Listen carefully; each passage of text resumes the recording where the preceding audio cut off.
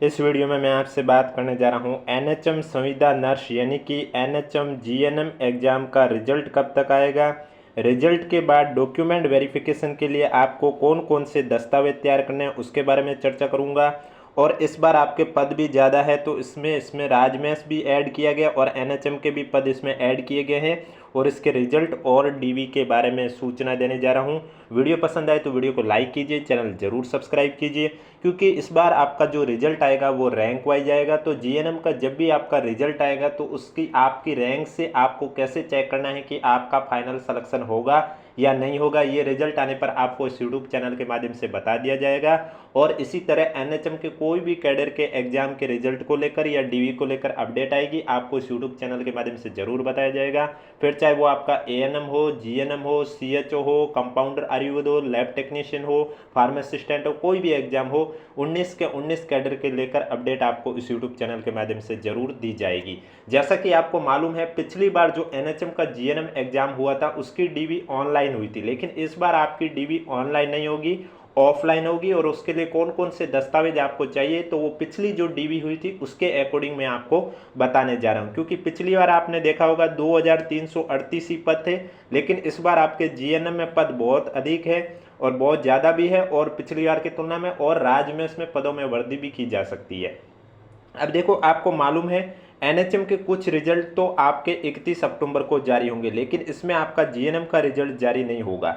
GNM का result इसलिए जारी नहीं हो रहा है क्योंकि एनएचएम के 31 अक्टूबर को वही रिजल्ट आने की संभावना ज़्यादा है 99% जो सिर्फ और सिर्फ एनएचएम के अंडर भर्ती परीक्षा आयोजित की गई थी।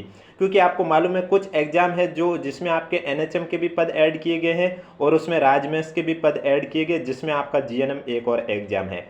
तो राजमेस में पदों के वर्दी को लेकर अभी तक कोई ऑफिशियली सूचना नहीं आई, सुनने में आ रहा है उसमें भी वर्दी की जा सकती है और उसमें अगर जीएनएम में वर्दी की जाती है तो उस वजह के कारण 31 अक्टूबर को आपका जीएनएम का तो रिजल्ट नहीं आएगा। अब राजमेस और एनएचएम दोनों को कंबाइंड के रूप में, जैसे कि जीएनएम में एनएचएम के तो पदों में वृद्धि नहीं हो रही है और आपको मालूम है एनएचएम में आपके जीएनएम के 1941 पद हैं जिसमें से नॉन टीएसपी के 1848 पद हैं और टीएसपी के हैं 93 पद। इसी तरह राजमेस में अभी वर्तमान कंडीशन में आपके 4466 पद है जीएनएम के, जिसमें से नॉन टीएसपी के हैं 4224 और टीएसपी के हैं 242। अब अगर राजमेस में पदों में वृद्धि होती है तो इसका वर्गीकरण जब भी आएगा आपको इस यूट्यूब चैनल के माध्यम से बता दिया जाएगा। बाकी इनका रिजल्ट नवंबर के फर्स्ट वीक तक देखने को मिल सकता है। अगर पदों में वृद्धि नहीं हुई तो नवंबर के फर्स्ट वीक में आपको राजमेस के भी रिजल्ट देखने को मिल जाएंगे और रिजल्ट आने पर आपको इस यूट्यूब चैनल के माध्यम से बता दिया जाएगा कि जीएनएम में टोटल आपके 6407 पदों पर यह भर्ती परीक्षा आयोजित हुई है।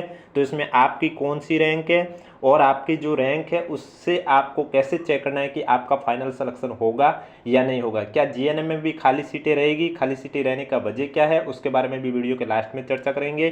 क्योंकि आपने देखा होगा 19 कैडर के में से 8 कैडर के रिजल्ट आए थे जिनमें से 7 कैडर में तो जितने पद है उतने स्टूडेंट ही नहीं मिले। तो जीएनएम में ऐसा होगा या नहीं होगा वो तो रिजल्ट पे ही पता चलेगा, लेकिन ऐसा क्यों हुआ, पद खाली क्यों रहे, उसके बारे में भी वीडियो के लास्ट में चर्चा करेंगे। लेकिन उससे पहले डीवी के लिए आपको कौन कौन से दस्तावेज तैयार रखने हैं उसके बारे में वीडियो लेके आया हूं। क्योंकि ये डीवी का जो अभी आपको स्क्रीन पर दिखाई दे रहा है ये पिछली बार जो एनएचएम की जीएनएम की डीवी हुई थी उसका आपके सामने शेड्यूल है, तो उसके अकॉर्डिंग मैं आपको बताने जा रहा हूँ। लास्ट बार तो जीएनएम की ऑनलाइन डीवी हुई थी, लेकिन इस बार ऑनलाइन नहीं होगी, ऑफलाइन ही होगी और उसमें 2 गुना को लिया जाएगा या 1.5 गुना को लिया जाएगा, ये तो विभाग पर डिपेंड करता है। और इसी तरह एनएचएम एग्जाम से जुड़ी पल पल की अपडेट जानने के लिए हमारे चैनल को अगर अभी तक आपने सब्सक्राइब नहीं किया तो चैनल जरूर सब्सक्राइब करें। आप देख सकते हैं दस्तावेज में 1 नंबर पॉइंट पर लिखा हुआ अंक पत्र सेकेंडरी यानी कि 10th क्लास। आपको 10th क्लास की जो मार्कशीट है जिसमें आपके परसेंटेज लिखे होते हैं वो आपको एक तो तैयार रखने हैं। इसके बाद लिखा हुआ प्रमाण पत्र और उपाधि सेकेंडरी, यानी कि आपने देखा होगा कहीं कहीं बोर्ड में 10th क्लास की होती है प्रमाण पत्र और अंक पत्र कहीं कहीं अलग अलग होते हैं तो किसी किसी के कंबाइन होते हैं। जिनके कंबाइन होते हैं तो उनके मार्कशीट के ऊपर लिखा होता है अंक पत्र और प्रमाण पत्र, और जिनके अलग अलग होते हैं तो वो उनके अलग अलग लिखे होते हैं। अब प्रमाण पत्र इसलिए मांगा जाता है कि आपकी डेट ऑफ बर्थ चेक करने के लिए, और अंक पत्र इसलिए मांगा जाता है कि आपके 10th में कितने परसेंटेज बने हैं। तो ये चीज़ आपको दिखानी होती है। और सभी दस्तावेज वही मान्य होंगे जिसका उल्लेख आपने एप्लीकेशन फॉर्म फिल करते समय किया। यानी कि अगर अभी आप कोई जैसे कि कोई अलग सर्टिफिकेट दिखा रहे हो और उसका उल्लेख अगर आपने एप्लीकेशन फॉर्म फिल करते समय नहीं किया तो वो आपका मान्य नहीं किया जाएगा। ये विस्तार से सब कुछ एडवर्टाइजमेंट में आपके लिखा हुआ है। 3 नंबर पॉइंट पे लिखा हुआ है सीनियर सेकेंडरी अंक पत्र और 4 नंबर पॉइंट पे लिखा हुआ प्रमाण पत्र या उपाधि सीनियर सेकेंडरी। यानी कि जिस तरह से 10th क्लास का मैंने कहा है उसी तरह 12th क्लास का भी आपको प्रमाण पत्र और अंक तालिका दिखानी होती है। जिनके अंक पत्र और प्रमाण पत्र एक ही है तो वो उन्हें एक ही दिखाना होता है, जिनके अंक पत्र प्रमाण पत्र अलग अलग है तो फिर वो उन्हें दोनों दिखाने होते हैं। सभी दस्तावेज आपको ओरिजिनल भी दिखाने होते हैं और उनके फोटोकॉपी सेट भी लेके जाने होते हैं। इसके बाद आपके स्नातक में लिखा हुआ अंक पत्र। अब आप ध्यान में पूर्वक देखिए, स्नातक यानी कि आपने ग्रेजुएशन जिससे भी की है, चाहे बीए किया हो, बीकॉम किया हो, बीएससी की है, बीटेक किया हुआ, बी जो भी कर रखा है, कोष्टक में लिखा हुआ सभी वर्षों या सेमेस्टर तालिका क्रम से अपलोड की जानी आवश्यक है। यानी कि आपने ग्रेजुएशन की है, अगर आपके सेमेस्टर 6 है तो आपको 6 के 6 सेमेस्टर की अंक तालिका क्रम से अपलोड करनी है। अगर आपके 8 सेमेस्टर है तो आपको 8 सेमेस्टर की अंक तालिका क्रम से अपलोड करनी है।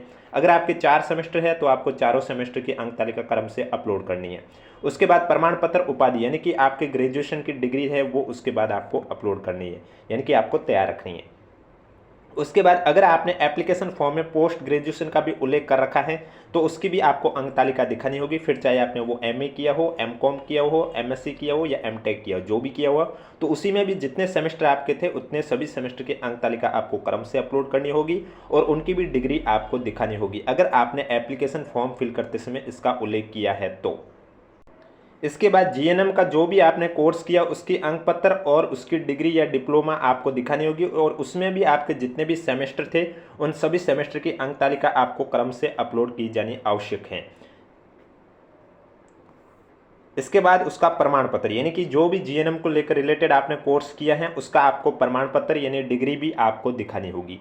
इसके बाद आरएनसी सर्टिफिकेट की बारी आती है। 11 नंबर पॉइंट पर आप देख सकते हैं आपको आरएनसी सर्टिफिकेट भी दिखाना होता है। इसके बाद आपको मूल्यांश, अब जो नॉन टीएसपी के हैं उन्हें मूल्यांश प्रमाण पत्र दिखाने होंगे और जो टीएसपी के हैं उन्हें विशेष मूल्यांश प्रमाण पत्र दिखाने होंगे। देखो, मूल्यांश प्रमाण पत्र और जाति प्रमाण पत्र आपके डॉक्यूमेंट वेरिफिकेशन के समय इसलिए मांगे जाते हैं कि मूल्यांश प्रमाण पत्र या फिर विशेष मूल्यांश प्रमाण पत्र दिखाने से ये प्रूफ होता है कि आप राजस्थान के निवासी हो और राजस्थान में नॉन टीएसपी के हो या टीएसपी को, वो आपका प्रूफ होता है। और जाति प्रमाण पत्र दिखाने से ये प्रूफ होता है कि आपकी कैटेगरी कौन सी है, ओबीसी, एससी, एसटी, ईडब्ल्यूएस, जो भी आपकी कैटेगरी है। क्योंकि जो स्टेट से बाहर वाले स्टूडेंट फॉर्म फिल करते हैं तो उनके जनरल से काउंट किया जाता है। तो आपको अपनी कैटेगरी में बेनिफिट चाहिए तो उसके लिए आपको मूल्यांश प्रमाण पत्र और जाति प्रमाण पत्र दोनों दिखाने होते हैं।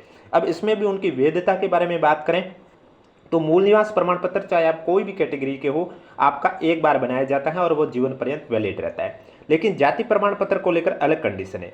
इसमें क्या है कि जाति प्रमाण पत्र में अगर आप एससी एसटी कैटेगरी के हो तब तो आपका एक बार बना हुआ जीवन पर्यंत वैलिड रहेगा। लेकिन अगर आप ईडब्ल्यूएस कैटेगरी के हो या ओबीसी कैटेगरी के हो या एमबीसी कैटेगरी के हो तो इस कंडीशन पर आपका जाति प्रमाण पत्र अगर 1 साल से ज़्यादा पुराना हो गया तो आप शपथ पत्र के माध्यम से काम चला सकते हैं और शपथ पत्र के माध्यम से भी आप अधिकतम 3 साल तक काम चला सकते हैं। इसके बाद आपको नया बनवाना होता है। इसके बाद अगर आपका जो भी अन्य कैटेगरी है तो उसका आपको अन्य प्रमाण पत्र प्रस्तुत करना होता है। दिव्यांगजन श्रेणी हेतु दिव्यांगता का प्रमाण पत्र, यानी कि अगर आप पीएच कैंडिडेट हो तो उसका प्रमाण पत्र। और अब तो आपको मालूम है पीएच कैंडिडेट को यूडीआईडी कार्ड भी बनाना कंपलसरी है, क्योंकि बोर्ड ने 25 अगस्त के पास एक नोटिफिकेशन भी जारी किया है जिसमें उन्होंने कहा है कि आगामी 1 नवंबर 2025 के बाद बोर्ड द्वारा जितने भी आवेदन किए जाएंगे या फिर जिनका भी डॉक्यूमेंट वेरिफिकेशन होगा उसमें पीएच कैंडिडेट को यूडीआईडी कार्ड दिखाना अनिवार्य कर दिया गया। या तो कार्ड दिखाइए या रजिस्ट्रेशन नंबर, कुछ भी आप दिखा सकते हैं। और जो उत्कृष्ट खिलाड़ी के कोटे में जिन्हें फायदा चाहिए तो उन्हें फिर उत्कृष्ट खिलाड़ी हेतु खेल प्रमाण पत्र दिखाना होगा। यदि कोई महिला कैंडिडेट विधवा या परित्यक्ता या संतान परित्यक्ता है तो उन्हें उन कैटेगरी का प्रमाण पत्र दिखाना होगा। संतान संबंधी शपथ पत्र भी दिखाना होगा। भूतपूर्व सैनिकों के लिए भूतपूर्व सैनिक की जो कंडीशन है पीपीओ डायरी या एनओसी वो दिखाना होगा। राजकीय कर्मचारी है उनके लिए उन्हें वो सेवा प्रमाण पत्र या एनओसी दिखाना होता है। और चरित्र प्रमाण पत्र, देखो चरित्र प्रमाण पत्र आपके टोटल 3 होते हैं जो कि आपको डीवी के समय चाहिए होते हैं। 2 तो अलग अलग राजपत्रित अधिकारियों से सत्यापित होना चाहिए और एक आपने जहाँ से भी अंतिम शिक्षा प्राप्त की है वहाँ से आपको चरित्र प्रमाण पत्र बनवाना होता है। इसके बाद 15 नंबर पॉइंट पर आता है आपका शपथ पत्र, यानी कि जाति प्रमाण पत्र के संबंध में। अब जाति प्रमाण पत्र के संबंध में शपथ पत्र का जो फॉर्मेट है वो कैसे होगा, वो आपको बोर्ड की वेबसाइट पर जब आप जाओगे तो कैंडिडेट कॉर्नर में जाओगे, वहाँ आपको एक डाउनलोड का ऑप्शन देखने को मिलेगा। तो वहाँ आपको जाति प्रमाण पत्र और हस्तलिपि दोनों का फॉर्मेट देखने को मिलेगा। और जो जाति प्रमाण पत्र का शपथ पत्र है वो आपको स्टाम्प पर नोटरी से सत्यापित होना कंपलसरी है। अब ये जाति प्रमाण पत्र शपथ पत्र किन के लिए आवश्यक होते हैं, जो ओबीसी कैटेगरी के हैं या ईडब्ल्यूएस कैटेगरी के हैं या एमबीसी कैटेगरी के, जिनका जाति प्रमाण पत्र 1 साल से ज़्यादा पुराना हो गया है, तो वो शपथ पत्र उनके लिए आवश्यक है। और वो भी अधिकतम 3 साल तक का वैलिड माना जाएगा, उसके बाद उनको नया बनाना होता है। तो जाति प्रमाण पत्र का शपथ पत्र इन सब के फॉर्मेट, यानी कि अन्य और भी आपके होंगे वचन संबंधी, टीएसपी, नॉन टीएसपी, चरित्र प्रमाण पत्र, इन सब के फॉर्मेट जब आपका डीवी को लेकर नोटिफिकेशन आएगा तब मैं और विस्तार से आपको बता दूंगा। और स्क्रूटिनी फॉर्म भी कैसे भरे जाते हैं वो भी आपका जब डीवी का शेड्यूल आएगा मैं आपको इस यूट्यूब चैनल के माध्यम से बता दूंगा। इसलिए अगर अभी तक आपने चैनल सब्सक्राइब नहीं किया तो चैनल जरूर सब्सक्राइब करें, नोटिफिकेशन भी ऑन रखें। अगला पॉइंट है हस्तलिपि। हस्तलिपि का जो फॉर्मेट है वो भी आपको बोर्ड की वेबसाइट पर कैंडिडेट कॉर्नर में उपलब्ध प्रारूप देखने को मिलेगा। उसके अकॉर्डिंग स्वयं प्रमाणित, यानी कि आपको खुद को भरना होगा। अब हस्तलिपि में क्या होगा, ऊपर इंग्लिश लिखा होगा और नीचे आपकी खाली जगह होगी। इसी तरह एक में पैरा होगा वो हिंदी में लिखा होगा, उसके नीचे खाली जगह होगी। तो आपको खाली जगह पर हिंदी और इंग्लिश में कंप्लीट लिखना है। उसमें आपको अपना नाम लिखना होता है, पिता का नाम लिखना होता है, रोल नंबर लिखने होते हैं, एप्लीकेशन नंबर लिखने होते हैं, कौन सा एग्जाम है उस एग्जाम का नाम लिखना होता है और आपको अपने सिग्नेचर करने होते हैं। और इसका भी फॉर्मेट आपको बोर्ड की वेबसाइट पर जब आप जाओगे तो वहाँ कैंडिडेट कॉर्नर में आपको डाउनलोड का ऑप्शन देखने को मिलेगा, वहाँ से आप डाउनलोड कर सकते हैं। इसके बाद नेक्स्ट पॉइंट पर लिखा हुआ है शपथ पत्र। उपरोक्त दस्तावेज स्वयं द्वारा जांच कर अपलोड करवाए जाए और फर्जी या कूट रचित दस्तावेज पाए जाने पर आवश्यक कार्रवाई किए जाने के संबंध में शपथ पत्र। यानी कि एक शपथ पत्र आपसे ये लिखवाया जाता है कि आपने जो भी दस्तावेज दिए हैं वो सभी सही हैं, कोई भी फर्जी नहीं है, कूट रचित नहीं है। अगर फर्जी पाया जाता है तो आपके विरुद्ध कार्रवाई की जाएगी। इसको लेकर आपसे एक शपथ पत्र लिखवाया जाता है और ये शपथ पत्र आपका स्टैम्प पर नोटरी से सत्यापित होना कंपलसरी है। और इसका भी फॉर्मेट आपको बोर्ड की वेबसाइट पर कैंडिडेट कॉर्नर में उपलब्ध मिल जाएगा। तो ये सभी जो है डीवी के समय आपको दस्तावेज चाहिए होते हैं जीएनएम एग्जाम को लेकर, तो मैंने आपको बता दिया है। जो कि पिछली जीएनएम एग्जाम हुआ था जिसका डीवी है वो ऑनलाइन हुआ था, तो उसके अकॉर्डिंग मैंने आपको बता दिया था। लेकिन इस बार जो है वो डीवी आपके ऑफलाइन होगी। देखो रिजल्ट आने के बाद आपसे एक स्क्रूटनी फॉर्म भी भरवाया जाता है एसएसओ आईडी के माध्यम से। तो वो स्क्रूटनी फॉर्म कैसे भरते हो, उसमें आपका 100 रुपये का शुल्क भी लगता है, ऑनलाइन भुगतान करना होता है। वो सभी डिटेल मैं आपको जब आपका स्क्रूटनी फॉर्म का लिंक एक्टिव होगा तो इस यूट्यूब चैनल के माध्यम से बता दूंगा। लेकिन फिलहाल मैं बात करने जा रहा हूँ कि क्या खाली सीटें रहेगी या नहीं रहेगी, वो तो बाद की बात है। लेकिन खाली सीट रहने के पीछे का रीजन क्या है वो मैं आपको बताने जा रहा हूँ, इसलिए वीडियो को बिना स्किप किए कंप्लीट देखें। क्योंकि आपको मालूम है पिछली बार एनएचएम का एग्जाम हुआ था 3, आपको मालूम होगा पिछले साल एनएचएम के 3 एग्जाम हुए थे। एक हुआ था एएनएम का, एक हुआ था जीएनएम का और एक हुआ था सीएचओ का। लेकिन इस बार आरएसएसबी बोर्ड यानी कि इसी सैम बोर्ड ने करवाए थे ये। इसमें सीएचओ 3 मार्च को हुआ था और एएनएम जीएनएम 3-4 फरवरी के आसपास हुआ था। लेकिन इस बार एनएचएम के टोटल 20 एग्जाम किए, 19 हो चुके हैं।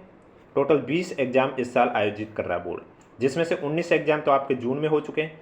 एक आयुष अधिकारी जो कि 26 दिसंबर को आपके आयोजित होगा। पिछली बार और इस बार में क्या फ़र्क है, रात दिन का फ़र्क है।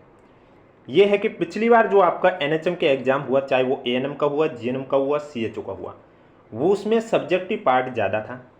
लेकिन इस बार उन्होंने सब्जेक्टिव पार्ट है वो 60% रखा और जो सब्जेक्टिव पार्ट नहीं है, अदर पार्ट है वो 40% रखा।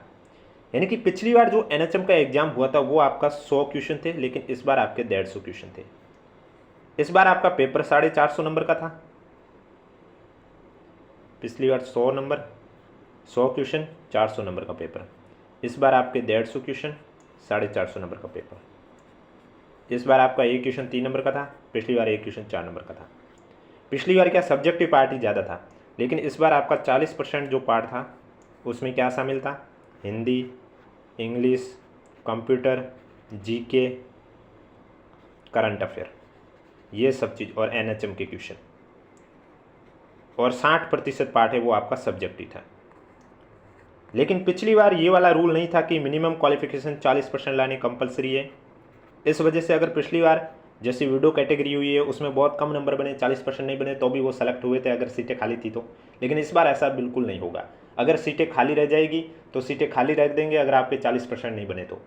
40% का मतलब ये हुआ कि इसकी बार आपके जो 150 क्वेश्चन हैं उसमें से आपको कट ऑफ तो बाद में चर्चा करेंगे, उससे पहले 150 में से अगर आप जनरल कैटेगरी से हो, ईडब्ल्यूएस कैटेगरी से हो, ओबीसी कैटेगरी से हो, एमबीसी कैटेगरी से हो, उस कंडीशन पर आपको 150 में से 60 क्वेश्चन तो सही करने कंपलसरी है। अगर आपके 60 क्वेश्चन भी सही नहीं हो रहे तो आगे का आप सोचिए भी मत। अगर 60 से ज़्यादा सही हो रहे तो फिर आप कट ऑफ का सोचिए कि भाई कट ऑफ कितनी तक जा सकती है, हमारा नंबर आएगा या नहीं आएगा। लेकिन अगर आपके 60 भी क्वेश्चन सही नहीं हो रहे हैं तो आप सोचना बंद कर लीजिए, क्योंकि 60 क्वेश्चन मिनिमम सही करने कंपलसरी है। अगर 60 से कम सही हो रहे, 55 सही हो रहे और फिर सीटें खाली रहेगी तो भी आपका सिलेक्शन नहीं होगा। वो सीटें खाली रख देंगे लेकिन स्टूडेंट को नहीं लेंगे जब तक आपके 60 क्वेश्चन सही नहीं होते। और इसी तरह SC ST के लिए मिनिमम क्वालिफिकेशन वाला रूल है 35% वाला, यानी कि SC ST के लिए 150 में से 53 क्वेश्चन सही करने कंपलसरी है। अगर कोई कैंडिडेट SC ST का है और उसके अगर 53 से ज़्यादा सही नहीं हो रहे हैं तो वो आगे का सोचे भी नहीं, क्योंकि पद खाली रह जाएंगे तो भी नहीं लेंगे। मिनिमम आपको 53 क्वेश्चन सही करने तो कंपलसरी है। बोनस इसमें नहीं दिया जाता है। बहुत स्टूडेंट ये सोच रहे हैं कि कोई क्वेश्चन डिलीट होता है तो उसमें क्या बोनस मिलता है, इस वजह से कोई स्टूडेंट जो 52 पे अटका हुआ तो वो बोनस को मानकर सोचता है कि मैं मिनिमम क्वालिफिकेशन क्रॉस कराऊँ। लेकिन आपको मैं बता देता हूँ, अगर आपका कोई भी क्वेश्चन डिलीट हुआ तो उसमें आपको बोनस नहीं मिलता है, बल्कि जो क्वेश्चन डिलीट हुआ उसके जितने नंबर होते हैं वो बाकी के जो बचे क्वेश्चन होते हैं उसमें बराबर रूप से बांट दिए जाते हैं। माना कि 150 में से अगर आपके 3 क्वेश्चन डिलीट होते हैं तो उन 3 क्वेश्चन के 3 नंबर के हिसाब से 9 नंबर होते हैं, तो वो 9 नंबर बोनस नहीं दिए जाते, बल्कि जो पीछे 147 क्वेश्चन रहते हैं उनमें बराबर रूप से बांट दिए जाते हैं पर क्वेश्चन, जिससे कि आपका प्रत्येक क्वेश्चन है वो 3 दशमलव को कुछ आएगा, उतने नंबर का आपका पर क्वेश्चन हो जाता है। तो वो तो रिजल्ट आने पे ही पता चलेगा कि इसमें सीटें खाली रहती है या नहीं रहती है तो कितनी रहती है, और जिन स्टूडेंट की रैंक आएगी तो उनका फाइनल सिलेक्शन के लिए कितनी रैंक तक सेफ है या नहीं है, वो सब चर्चा आपका जब रिजल्ट आएगा तो इस यूट्यूब चैनल के माध्यम से बता दिया जाएगा। इसलिए अगर अभी तक आपने हमारा चैनल सब्सक्राइब नहीं किया तो चैनल जरूर सब्सक्राइब करें, नोटिफिकेशन भी ऑन रखिए। और मैं फिर से कह देता हूँ कि देखो CHO का रिजल्ट तो आपके 31 अक्टूबर को जारी हो जाएगा, लेकिन GNM का 31 अक्टूबर का चांसेस 1% भी नहीं है, क्योंकि ये राजमेस में अभी पदों में वृद्धि को लेकर पहले आपने देखा होगा अधीनस्थ बोर्ड के अध्यक्ष आलोक राज जी ने कहा था कि NHM और राजमेस में पदों में वृद्धि की जा रही है। इस वजह से उन्होंने NHM में पदों में वृद्धि हो गई थी, बोर्ड के पास फाइल आ चुकी थी लेकिन उन्होंने जारी नहीं की। उनका कहना था कि राजमेस में भी सुना है पदों में वृद्धि की जा रही है, इसलिए दोनों का साथ लेंगे। लेकिन फिर पता नहीं 21 अक्टूबर को इन्होंने NHM के तो पदों का वर्गीकरण जारी कर दिया है, लेकिन राजमेस का वापस से इन्होंने ऐसा भी नहीं कहा है कि पदों में वृद्धि नहीं हो रही है। और वापस से देखते हैं, अगर उसमें पदों में वृद्धि होती है तो फिर आपका पहले पदों में वृद्धि का वर्गीकरण आएगा, उसके बाद ही GNM का रिजल्ट आएगा। अगर GNM में पदों में वृद्धि नहीं होती है तो फिर रिजल्ट आ जाएगा। लेकिन जहाँ तक मुझे लगता है GNM का रिजल्ट आपके नवंबर में ही देखने को मिलेगा। 31 अक्टूबर को तो GNM का रिजल्ट देखने को नहीं मिलेगा। 31 अक्टूबर को CHO के अलावा अन्य और कैडर के रिजल्ट देखने को मिल सकते हैं, जिसमें अभी NHM के 6 कैडर में पदों में वृद्धि हुई है, तो उन्हीं में से 1-2 और कैडर के भी रिजल्ट देखने को मिलेंगे। क्योंकि आपने देखा होगा ये 4-4 कैडर के रिजल्ट निकाल रहे हैं। पहला रिजल्ट 10 अक्टूबर को निकाला था 4 कैडर का, दूसरा रिजल्ट 17 अक्टूबर को निकाला था 4 कैडर का। अब 31 अक्टूबर को जहाँ तक मुझे लगता है मिनिमम ये 4 कैडर के तो निकाल ही देंगे, या फिर हो सकता है 4 से 6 कैडर तक के भी रिजल्ट निकाल दे। बाकी वो रिजल्ट आने पर ही पता चलेगा कि कितने कैडर के रिजल्ट आए, और रिजल्ट आने पर आपको इस यूट्यूब चैनल के माध्यम से बता दिया जाएगा। और रिजल्ट की PDF भी आपको हमारे टेलीग्राम चैनल पर देखने को मिलेगी, जिसका लिंक नीचे डिस्क्रिप्शन में दिया हुआ। अगर अभी तक आपने ज्वाइन नहीं किया तो आप जाकर ज्वाइन कर सकते हो। और इसके अलावा कोई भी डाउट है तो नीचे कमेंट बॉक्स में हमें जरूर पूछिए। इसके अलावा GNM की कट ऑफ की बात करें हम, तो ये तो मान के चलिए कि आपका GNM का पेपर 450 नंबर का था। General, MBC, OBC, EWS category के 180 से तो ज़्यादा ही रहेगी, क्योंकि 180 तो मिनिमम लाने कंपलसरी है 40% वाले रूल के अकॉर्डिंग। क्योंकि मैंने अभी आपको कहा 40% नहीं 60 क्वेश्चन सही करने हैं, और 60 × 3 आपके हो गए 180। इसी तरह SC ST कैटेगरी वालों के लिए 53 3 से हो गए 159, यानी कि मान के चलिए कि 160। इससे तो ज़्यादा ही रहेगी कट ऑफ।